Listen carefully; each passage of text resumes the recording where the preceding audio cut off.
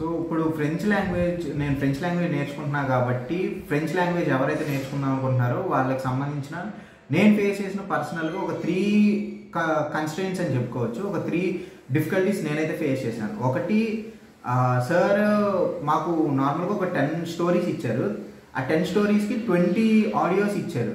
అంటే లైక్ ఒక ఆడియోలో ఏంటంటే వర్డ్ టు వర్డ్ ప్రొనౌన్సియేషన్, ఇంకోటి ఏంటంటే నార్మల్గా ఆ స్టోరీ ఎలా చెప్పాలి అనేది. ఆయన 20 ఇచ్చినప్పటికీ నేను ఒక 25 డేస్ స్పాన్లో ఓన్లీ ఒక 2 అది కూడా చూడకుండా కాదు చూసే చెప్పగలిగాను నేను. నాకు తెలిసి స్టూడెంట్స్ అందరూ ఎట్లాగా ఇబ్బంది పడతారు అంటే ఆ వర్డ్ మనం అది అప్పటికప్పుడు చెప్తాం కానీ దాని తర్వాత మళ్ళీ మనకు అది గుర్తుండదు. అండ్ ఆల్సో ఇంకోటి ఏంటంటే పారాగ్రాఫ్స్ రాయమన్నారు.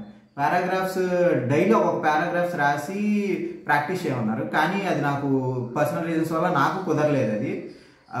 అది రాస్తూ ఉంటే మనకి ఫ్లో వస్తూ ఉంటుంది. అండ్ ఆల్సో మనకి కొంచెం కాన్ఫిడెన్స్ అంటూ ఉంటుంది.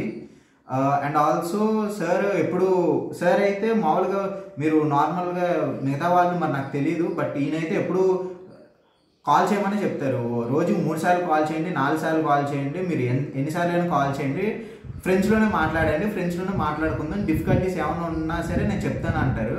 బట్ అది కూడా పర్సనల్ రీజన్స్ వల్లే కొన్నిసార్లు కుదరలేదు.